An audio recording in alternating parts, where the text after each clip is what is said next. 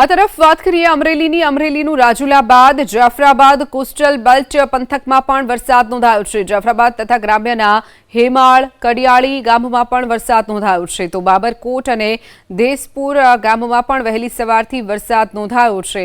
અસહ્ય ગરમી વચ્ચે વાતાવરણમાં ઠંડક પ્રસરી છે, તો અમરેલીમાં પણ વરસાદી માહોલ।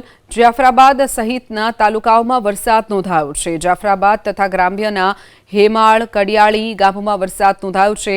અસહ્ય ગરમી વચ્ચે વાતાવરણમાં ઠંડક પ્રસરી છે। વાદળછાયું વાતાવરણ છવાયું હતું અને તેની વચ્ચે વરસાદનું આગમન થયું છે।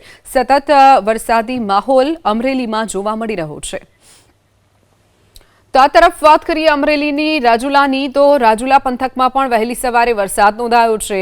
રાજુલાના હિંડોણા, છતડિયા, કડિયાળી સહિતના ગામોમાં વરસાદ। રાજુલા તાલુકામાં ગાજવીજ સાથે વરસાદ વરસ્યો છે। વરસાદના પગલે અસહ્ય ઉકળાટમાંથી લોકોને રાહત મળી છે।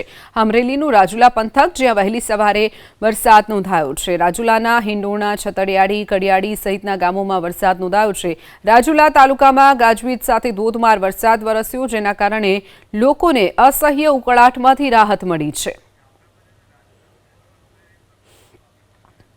વધુ વિગતો સાથે સંવાદદાતા હરેશ ખુમાણા આપણી સાથે ફોન લાઈન ઉપર છે। હરેશ, અમરેલીમાં સાર્વત્રિક વરસાદ નોંધાયો છે। તમામ તાલુકાઓમાં વરસાદ ક્યાંક ધીમી ધારે તો ક્યાંક ધોધમાર વરસાદ નોંધાયો છે। હરેશ, બિલકુલ, અમરેલી જિલ્લાના જે દરિયાઈ બેલ્ટ વિસ્તારમાં સવારથી જ વાતાવરણમાં પલટો આવ્યો છે। ખાસ કરીને જે રાજુલા જાફરાબાદના ગ્રામ્ય પંથકોમાં વહેલી સવારથી વરસાદ ખાબક્યો છે, ત્યારે રાજુલાની વાત કરીએ તો હિંડોળા, સતડિયા, કડિયાળી સહિત ગામોમાં પવન સાથે અને ગાજવીજ સાથે વરસાદ ખાબક્યો છે। અસહ્ય ગરમી અને ઉકળાટ વચ્ચે આ વરસાદ વરસતા લોકોને પણ ગરમીથી રાહત મળી છે। ત્યારે જાફરાબાદના કડિયાળી, બાબરકોટ, દેસપુર સહિતના જે ગ્રામ્ય પંથકો જે છે તેમાં પણ વરસાદ વહેલી સવારે ખાબક્યો હતો। ત્યારે સમગ્ર દરિયાઈ વિસ્તારની જે બેલ્ટ છે ત્યાં પણ સવારથી વાદળછાયું વાતાવરણ છવાયું છે। એટલે ક્યાંક ને ક્યાંક અમરેલી જિલ્લાના કોસ્ટલ બેલ્ટ વિસ્તારમાં વાતાવરણમાં પલટો આવ્યો છે ને તેના કારણે રાજુલા જાફરાબાદના ગ્રામ્ય પંથકોમાં વરસાદ વરસી રહ્યો છે। જી